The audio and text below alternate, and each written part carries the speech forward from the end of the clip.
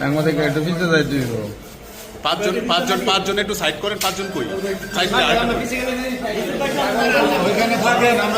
ভাই আচ্ছা না সেলিম ভাই আচ্ছা না আরেকজন কই আরেকজন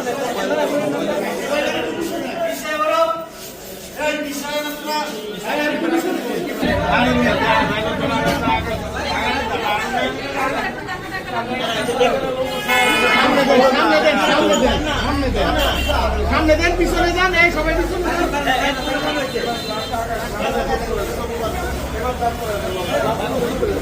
দাঁড়ান এবার দাঁড়া করো